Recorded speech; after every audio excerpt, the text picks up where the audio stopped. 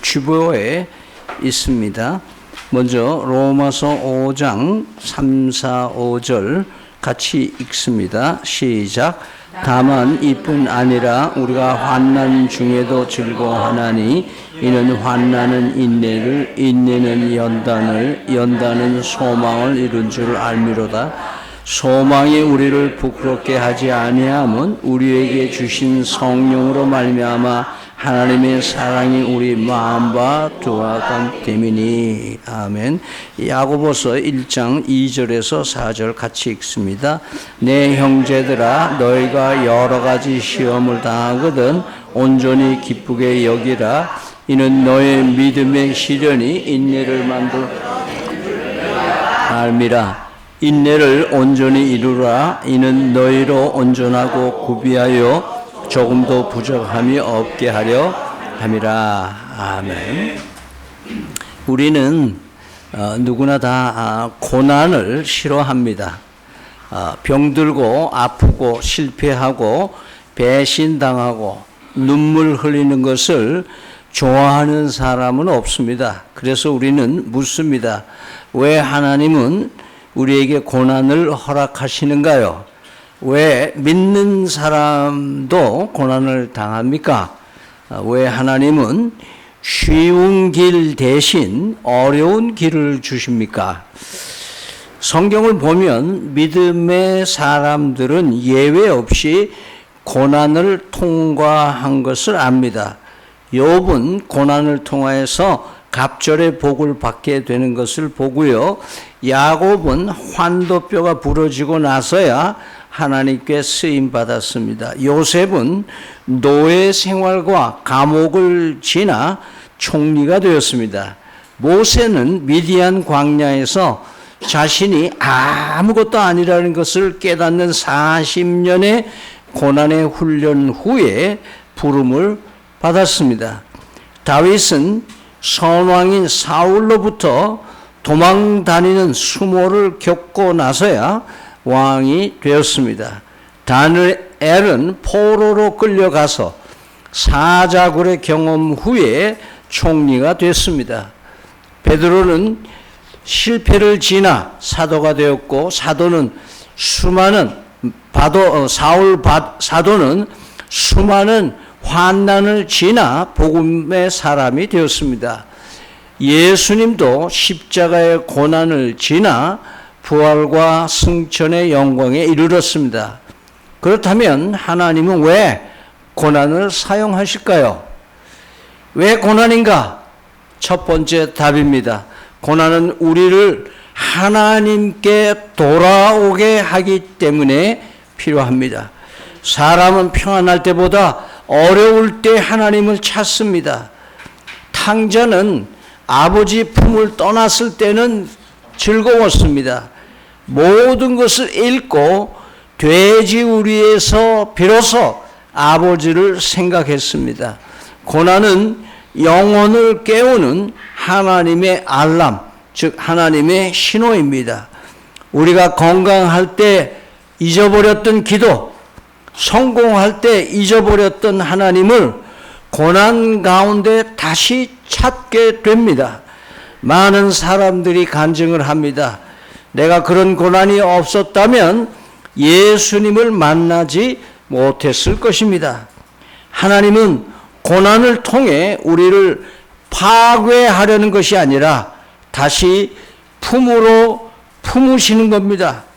지금의 고난이 하나님에게 멀어지는 이유가 아니라 하나님께 더 가까이 가는 계기가 되게 하심을 믿으시기 바랍니다. 왜 고난인가? 고난은 우리를 변화시키기 때문입니다.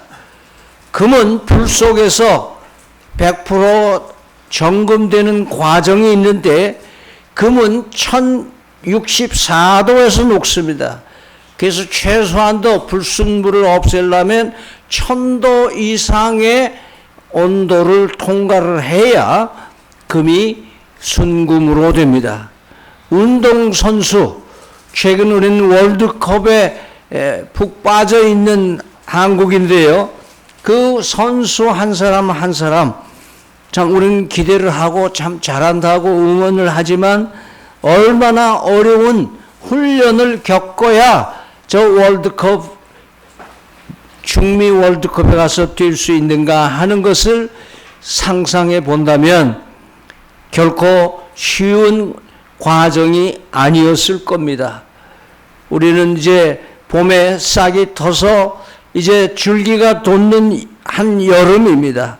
씨앗은 땅 속에서 썩어야 열매를 맺습니다. 요한복음 12장 24절에 진실로 진실로 내가 이르노니 한 알의 밀이 땅에 떨어져 죽지 아니하면 그대로 있고 죽으면 많은 열매를 맺느니라고 예수님은 말씀하셨습니다. 마찬가지로 하나님은 고난을 통해 우리를 다듬으십니다. 우리는 편안할 때보다 어려울 때 더 많이 성장을 합니다. 고난은 우리를 변화시킵니다. 교만했던 자가 겸손으로 바뀌고 불평했던 자가 감사로 바뀌고 자기 중심으로 살던 사람이 고난을 통해 하나님 중심으로 바뀝니다. 하나님은 우리의 환경보다 우리의 인격에 더 관심이 있으십니다. 그래서 하나님은 때때로 문제를 제거하기보다 문제를 통하여 우리를 변화시키십니다. 지금 내가 고난을 당하고 있다면 하나님은 지금 나를 벌하고 계시는 것이 아니라 마치 토기장이가 흙을 빚어서 아름다운 토기를 만드시는 것처럼 고난을 통해서 우리를 빚으시고 계신다는 것을 잊지 말아야 합니다. 왜 고난인가? 고난은 더 큰 영광을 준비하기 때문입니다. 오늘 찬송 487장처럼 어려운 후에 쉼이 있고 십자가 후에 부활이 있고 눈물 후에 기쁨이 있습니다. 겨울 후에 봄이 있습니다.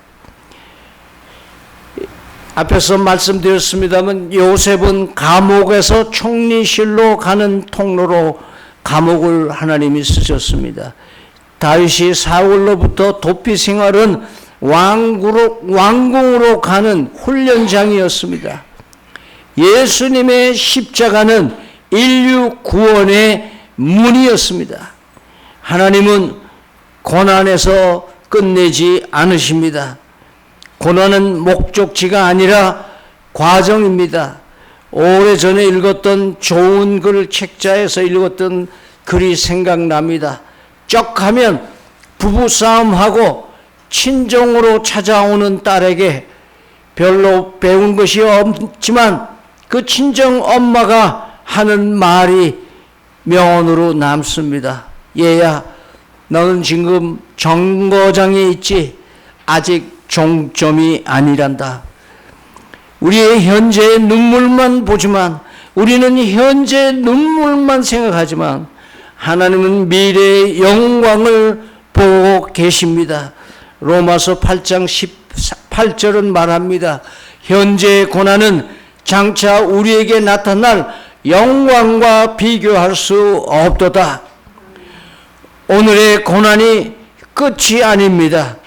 하나님 지금도 우리의 인생을 가장 선한 길로 이끌고 계심을 믿으시길 바랍니다. 우리나라는 유례 없이 고난의 역사를 많이 가진 나라입니다. 근대사만 보겠습니다. 일제 강점기 39년을 지냈습니다. 해방이 되어 얼마 되지 않아서 우리는 6.25 전쟁으로 폐허가 되었습니다. 부산 임시정부 시절 1951년 부산의 인구가 50만에 불과했는데 피난민 60만이 몰려와서 110만으로 증가했다는 기록을 봅니다. 6.25 전쟁의 피해 상황을 봅니다. 아마 여러분 대부분이 여기 계시는 분이 6.25 때는 어렸을 적을 경험했을 겁니다. 1950년 6월 25일에서 1953년 7월 27일 약 3년 1개월 1129일 동안 대한민국의 그 당시 50년도 인구는 1600만이었습니다. 그런데 전체 국가기록원 발표에 의하면 인구의 약 30%가 소멸됐다, 죽었다. 이 3%가 얼마 안 되어 보이지만은 3%는 매우 큰 수치입니다. 인구 100명당 3명, 인구 1000명이면 30명, 오늘날 대한민국 인구가 5100만 명에 적용하면 약 170만 명이 사망한 것과 같습니다. 총 사망자 51만 1458명, 민간인 24만 4천여 명, 국군 전사자 13만 7천 명, 민간인 피살자 12만 8천 명, 거기에다가 유엔군 전사자 15만 1,000명을 더하면 북한을 제외하고 민간, 국군, 유엔군 3년 동안에 죽은 사람의 총수는 66만 2,578명으로 국가기록원은 6.25 전쟁 때 희생당한 숫자를 얘기를 하고 있습니다. 유엔 참전국, 전투부대 16개국, 의료지원국 5개국, 총 21개국이 참여를 했습니다. 메가더 장군의 인천 상륙 작전이 성공함으로써 북진을 하게 되고 낙동강 이남이 적화되는 것을 면했습니다. 그러나 우리는 곧 분단되는 쓰라린 역사를 가지게 됐습니다. 그러나 하나님 보호하심은 초대 이승만 대통령과 함께 재헌국회가 기도로 시작하는 나라로 출발함으로써 군정과 문민정부의 시대적 변화에 적응하면서 세계 7위의 강소국으로 우뚝 서게 됐습니다. 저는 아시아의 6개국 복음 전도자들과 수년 동안 교류를 하면서 1년 동안 자고 먹으면서 서로 나라에 대한 형편에 대해서 얘기를 한 적이 있습니다. 그들이 하나같이 너희 나라는 참 신비하다. 어떻게 그렇게 조그만 나라, 땅이 절반으로 나눠져 있고 그런 나라, 지하자원도 없고 그런 나라에서 어떻게 지금 그렇게 잘 사냐. 단적으로 얘기는 할 수는 없지만 하나님이 보호하사 우리나라 만세라고 노래를 지어 부르는 나라가 되었다. 너희 나라도 우상을 버리고 예수를 믿는 나라가 된다면 하나님이 보호하는 나라가 될 것이다. 저는 그때마다 우리의 인생의 여정에서 고난을 겪어봐야 하나님께로 돌아오게 된다는 사실을 압니다. 유명한 명언이 있죠. 눈물 젖은 빵을 먹어보진 않은 사람은 인생을 논할 자격이 없다. 고난을 통해서 우리는 하나님께 두 손 들고 돌아오게 되고 하나님 앞에 더 이상 싸울 의사가 없습니다 하고 두 손 들고 나오는 사람만이 그때야 비로소 하나님의 사랑과 그 깊이와 넓이를 알게 되는 것입니다. 사랑하는 성도들, 왜 고난입니까? 첫째, 하나님께 돌아오게 하기 위해서입니다. 두 번째, 왜 고난입니까? 우리를 변화시키기 위해서입니다. 셋째, 왜 고난입니까? 더 큰 영광을 준비하기 위해서입니다. 하나님은 고난을 통해서 하나님이 없다라고는 메시지를 주시는 게 아니라 오히려 고난 가운데 하나님이 가장 가까이 계시다는 것을 우리에게 알려주시고 계십니다.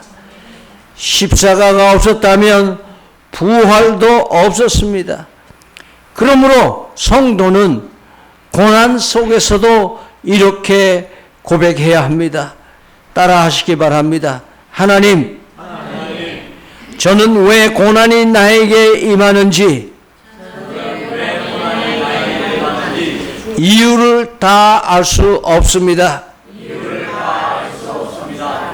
그러나 고난보다 크신 하나님을 믿습니다. 우리의 눈물 뒤에 준비하신 영광을 믿습니다. 예수님 이름으로 기도드립니다. 지금은 우리 주 예수 그리스도의 은혜와 살아계신 하나님 아버지의 극신하신 사랑과 성령의 교통하심이 왜 고난을 허락하시는지 이유는 모르지만 고난보다 크신 하나님이심을 믿고 고난 뒤에 영광으로 우리를 품어주실 줄을 믿고 믿음으로 살아내기를 다짐하는 성도들 머리 위에 영원토록 함께 계실지어다. 아멘.